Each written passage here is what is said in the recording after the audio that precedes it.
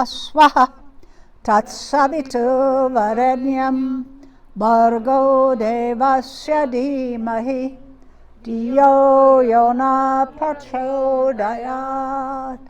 Om Shanti Shanti Shanti.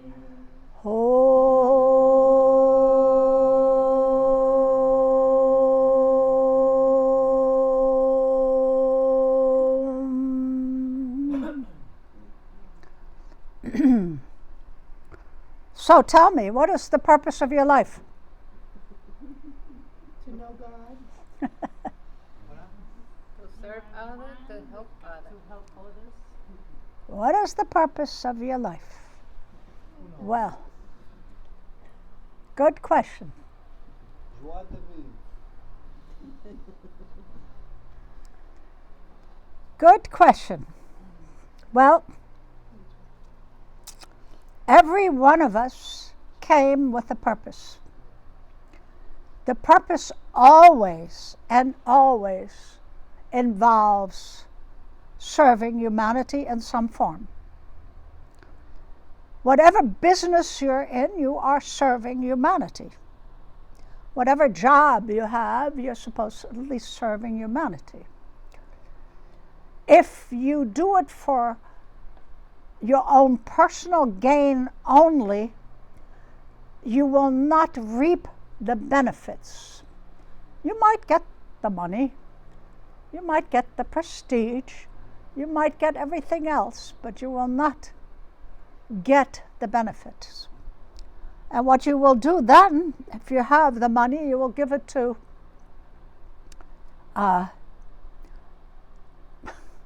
philanthropy, trying to make up for what you didn't do to begin with. Okay? It is very interesting that if you came to this planet with abundance, it is your duty to create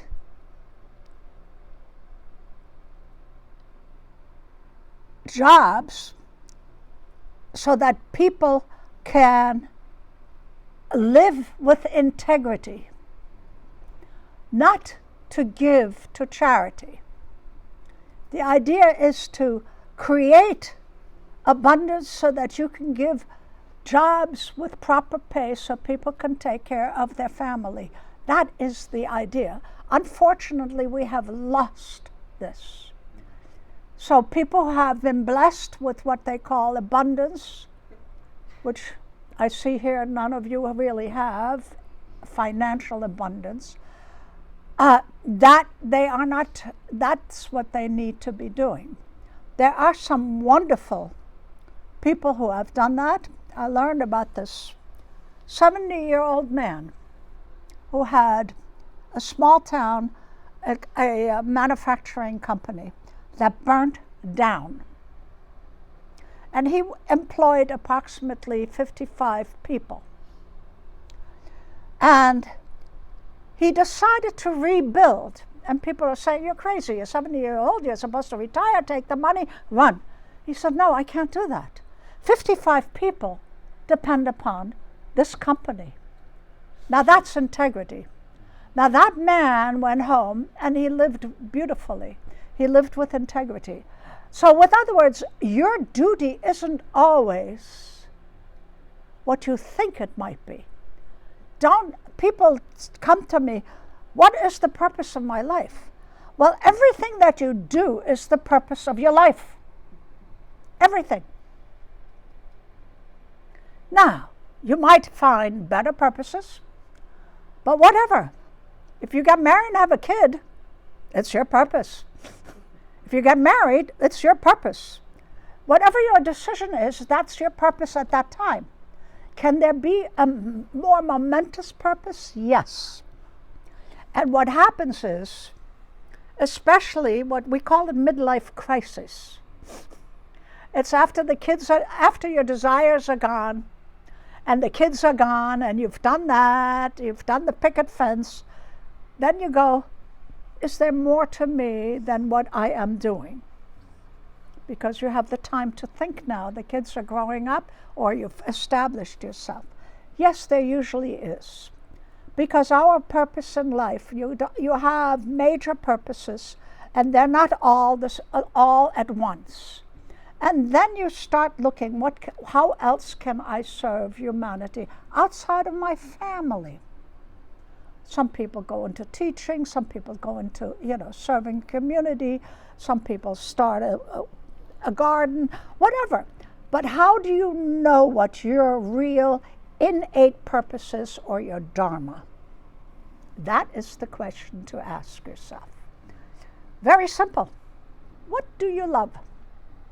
What do you love to do?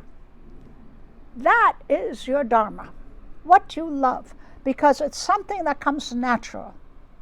Okay? I knew a young man who never saw a piano before. He sat down and he played. He came with that. That was his purpose, to be a musician. What you love, what comes innately out of you, is your purpose. Okay? And when you do it, you feel joy or you feel fulfillment.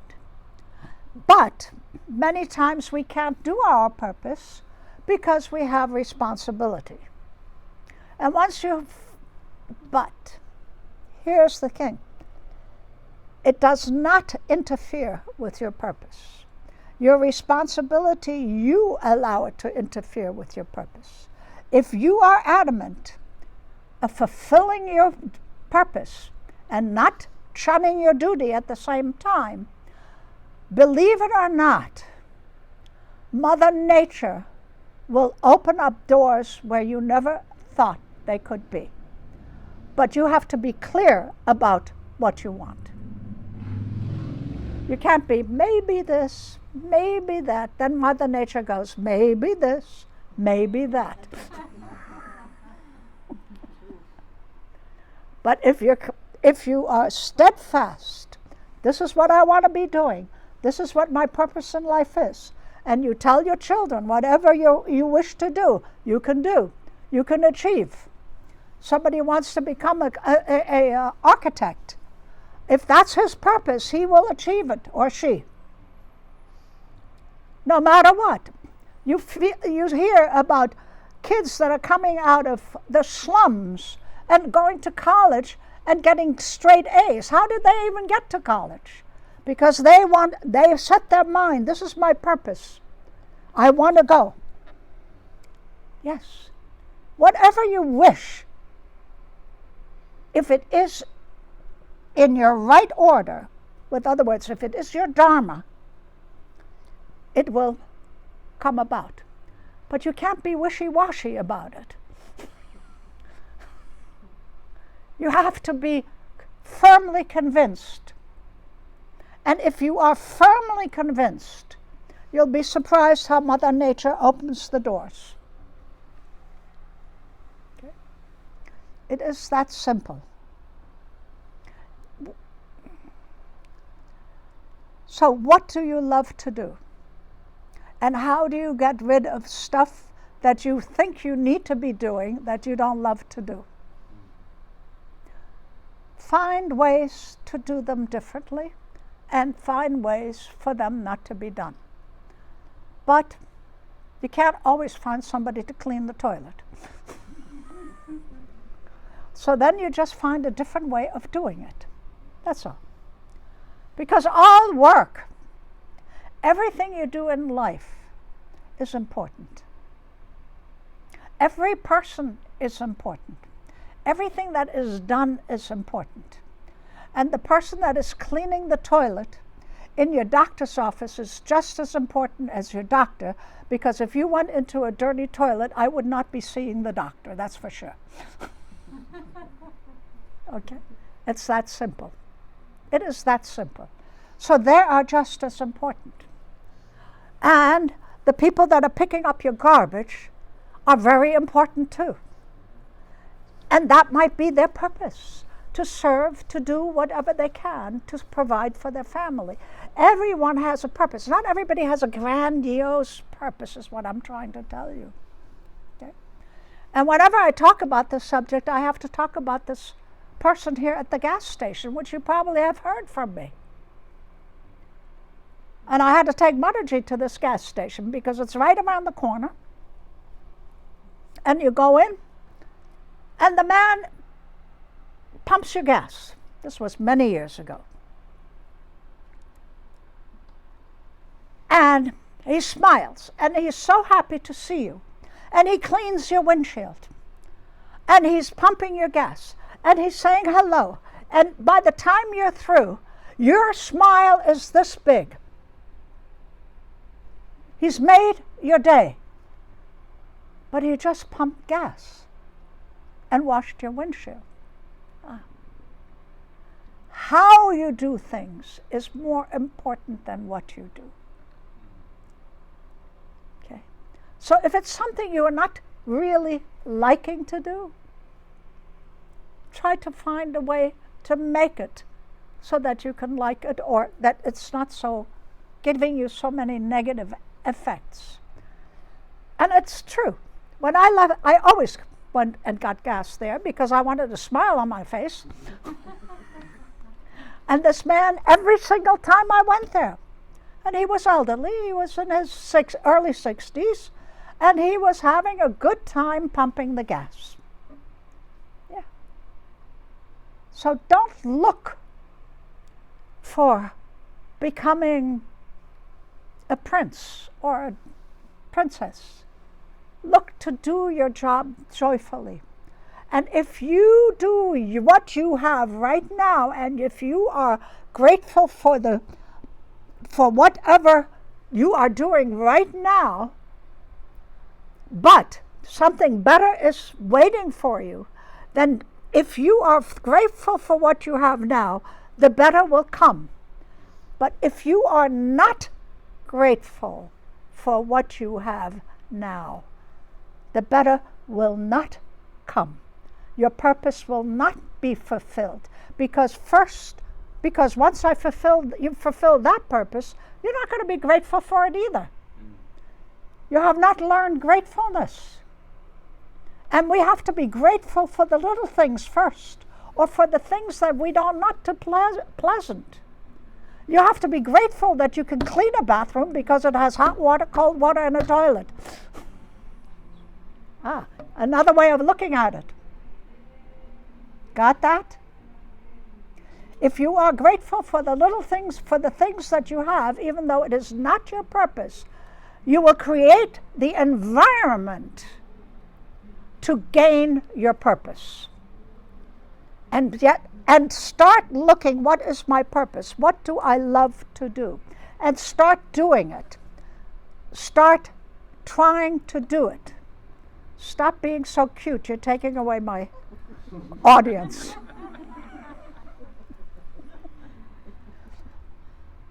Okay.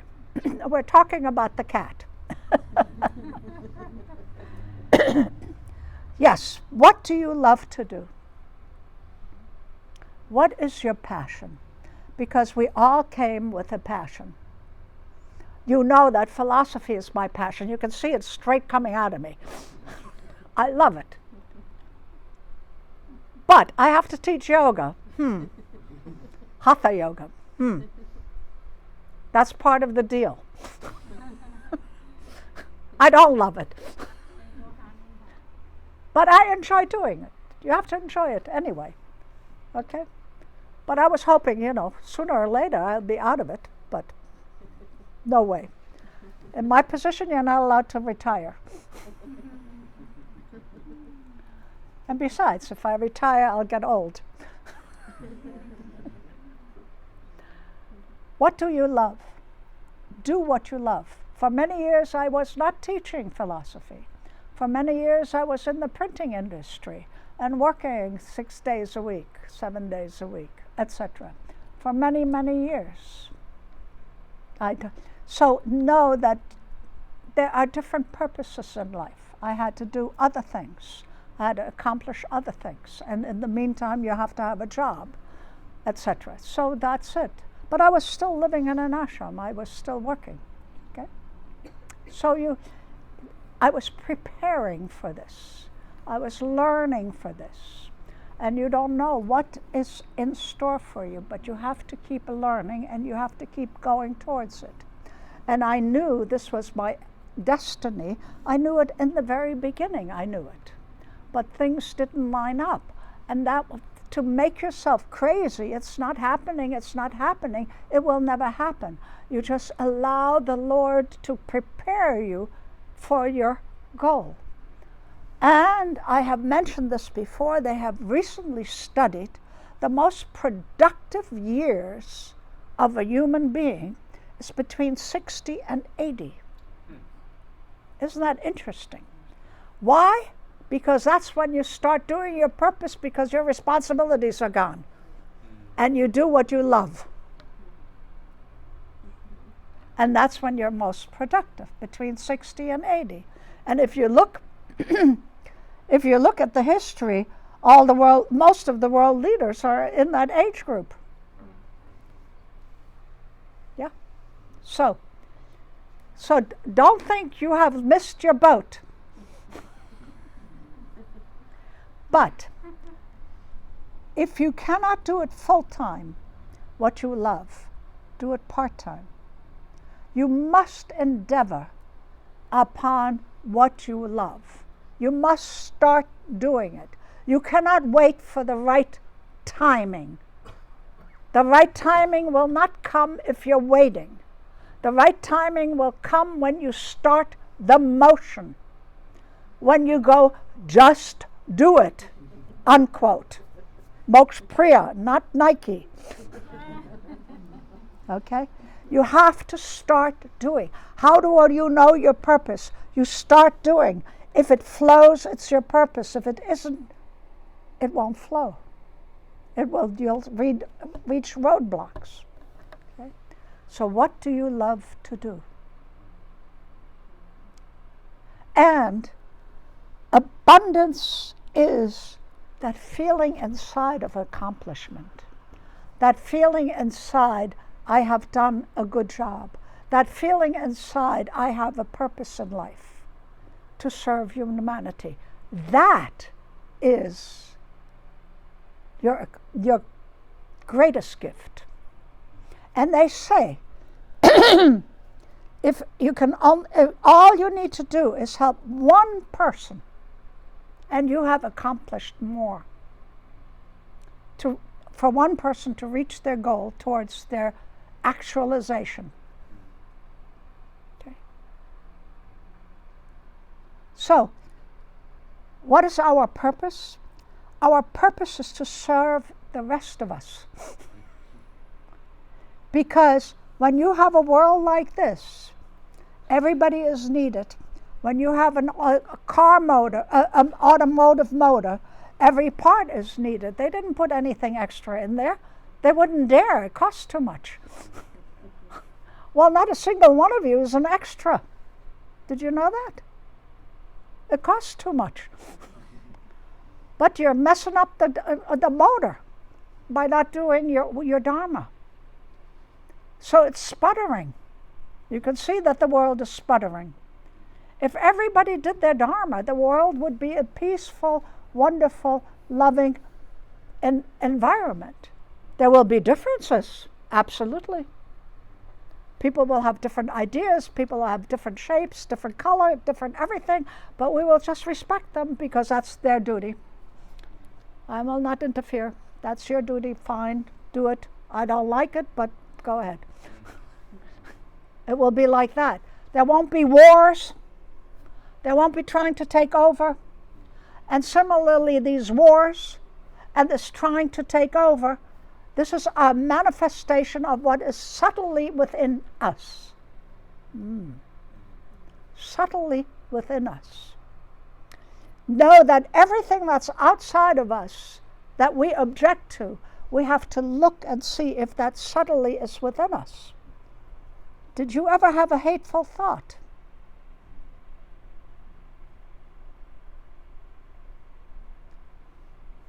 Did you ever wish? I won't say it. Yeah. Did you have compassion for everybody? So what's out there, you have to reflect within you as well. So how do you wish to express God's purpose for you if you haven't maintained that purity within you yet? So let's work on that. But the beautiful part is, if you are doing your dharma or your purpose, dharma means your duty, and you're doing it with a loving heart, what will happen is those qualities that reflect within you that are negative slowly walk away on their own. If we are not doing our purpose, what happens within us is that there is a discontent. And there will always be a discontent. And it will nag in there, and we don't even know what's nagging. And it will keep on nagging. And we will reflect it by being angry, by blaming people, by blaming our spouses, especially family members. You're not making me happy. You're not doing this the way I want you to. All of these naggings are trying to justify, just trying to find out from the outside. It's not from the outside. Your discontent has nothing to do with anybody outside of you. Your discontent is all inside. Believe it or not, nobody can make you unhappy. Nobody. They can make you sad. They can leave this planet and you can be sad. They can make you joyful because they can be happy, but nobody can make you discontent. That's an internal thing. And you can't blame anybody for your unhappiness. That's an internal thing. Okay? So, you wake up in the morning and you're going to go, I'm going to wake up today. I woke up today. I'm grateful. I woke up today. Thank you very much. And I'm going to be happy today. Finished. And then 100 things will come to test that out.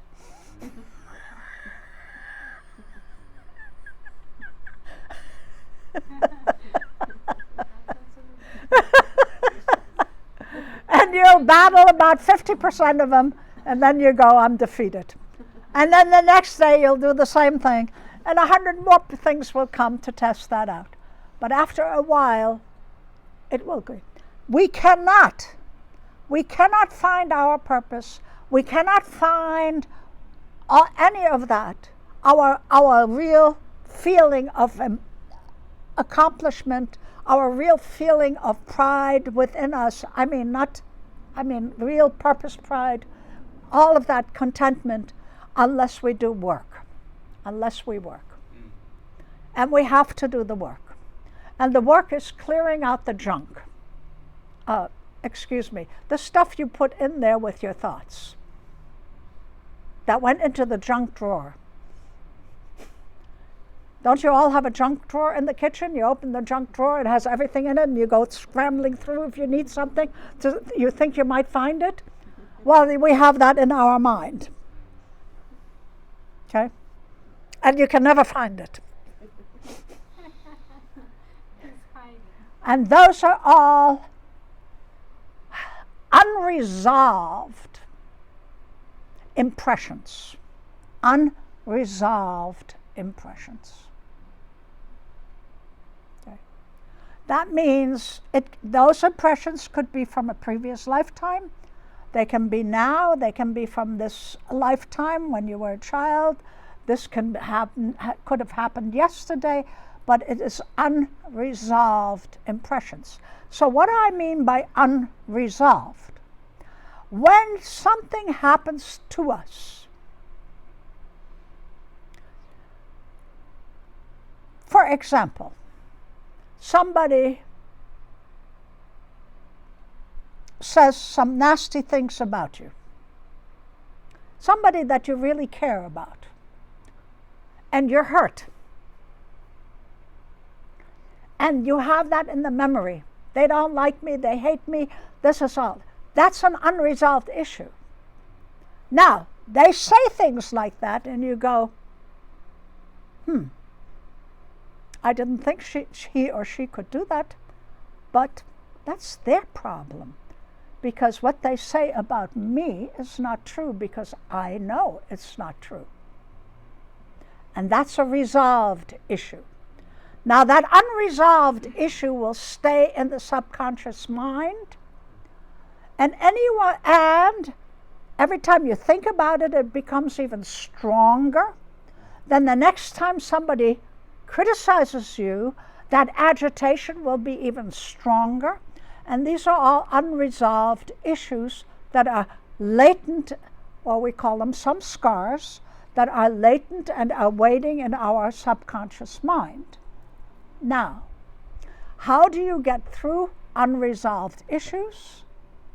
We're getting off the subject, but that's okay. Well, we do that in yogic point through meditation.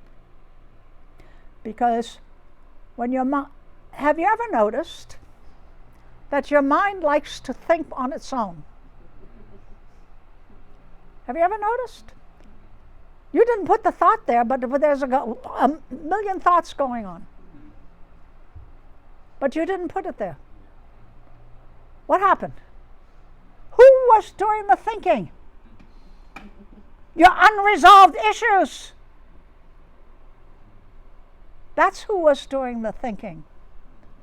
Your some scars, your impressions that you have left in your mind that you have not resolved.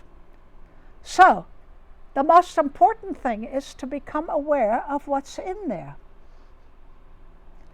So then we go,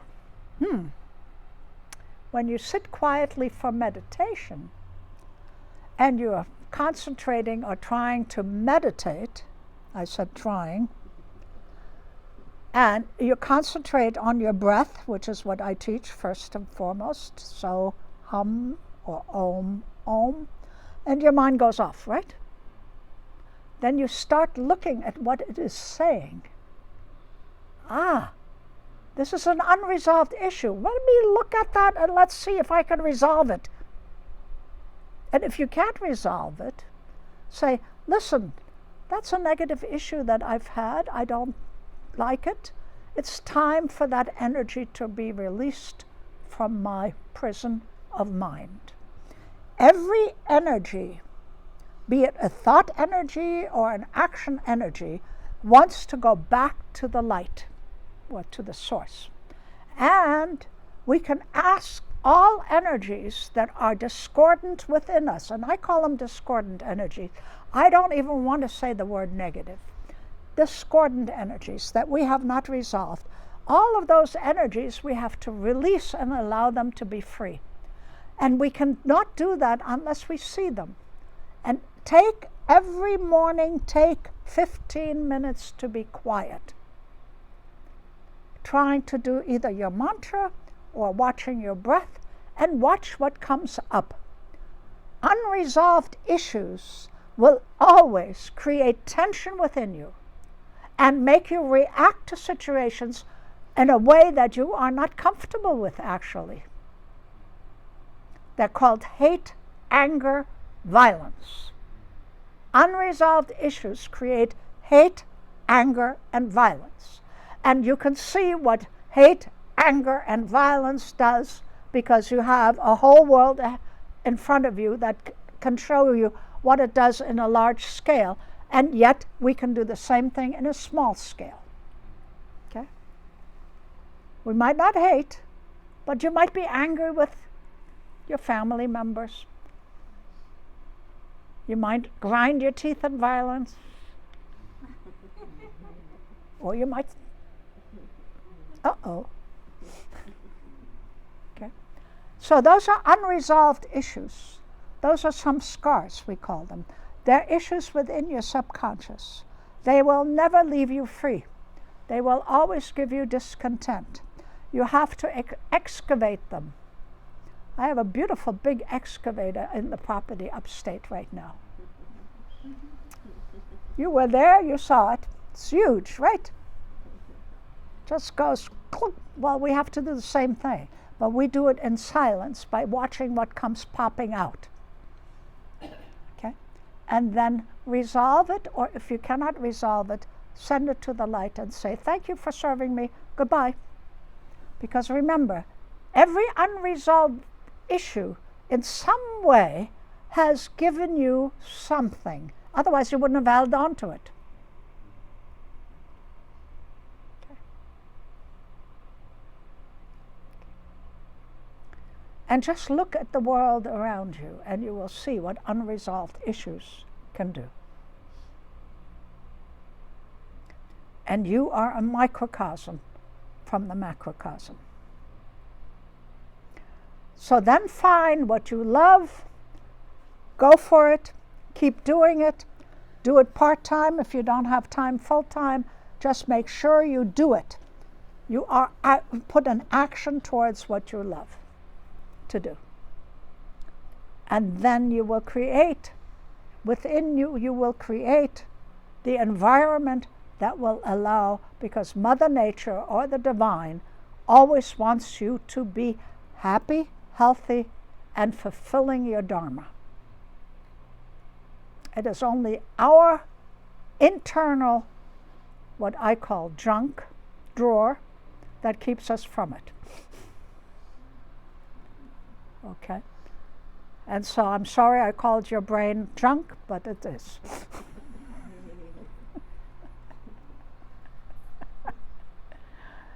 Okay. And when we direct our mind, and when we concentrate our mind, that junk drawer can't be opened. Did you notice that? It's only when the mind is idle, and that's why Mataji always said, an idle mind is a devil's workshop. Okay?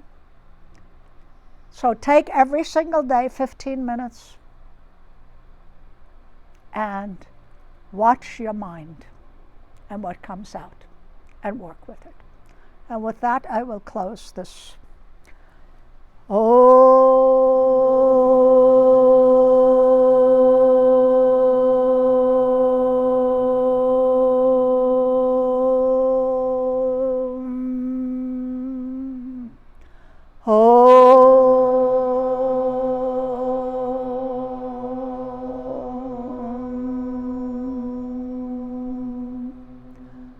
Shanti, Shanti, Shanti.